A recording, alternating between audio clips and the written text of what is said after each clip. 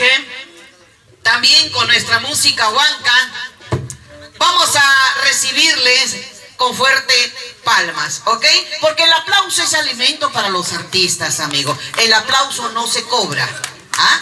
Vamos a aplaudir a los artistas nuestros. ¡Flamante de los Andes! ¡Fuerte las palmas! ¡Ajá! ¡Aquí está nuestro caballero! Gracias. ¿Qué tal, amigos? Un abrazo fraterno a toda la gente linda que hoy nos honra con su presencia. Por Víctor Alberto Gil, Picaflor de los Andes. 49 años que se nos ha ido. ¡Venga el aplauso para Víctor Alberto! ¡Ahí viva! ¡Hasta! Morenita, para ti y para todos mis hermanos.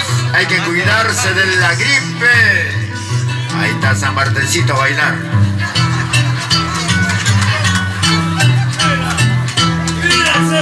Tú sola estás sabiendo la vida que voy pasando. Te ruego que nadie cuente pobreza de mi casita. Tú sola estás sabiendo la vida que voy pasando. Te ruego que nadie cuente pobreza de mi casita.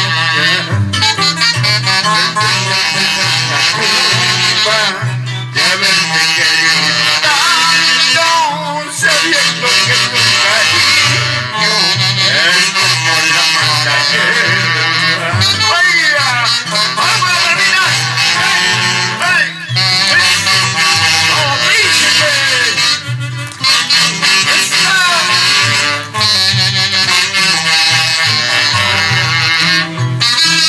De nada sirve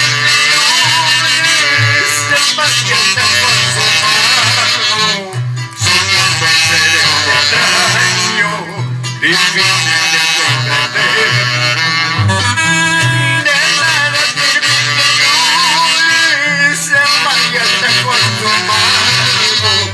Somos dos seres extraños, difícil de comprender. Tal vez tu arrepentimiento sea en verdad una mentira, quererte es imposible al verle que tú perdí. ¡Oh, Jorge Mango! Soy la Gila Artista, Alfredo Gila Artista, hermano Shell, Aluche Chamaracho, Malcamasi. ¡Uy! ¡Uy! ¡Alfredo! Una tapa de un amor que convenció.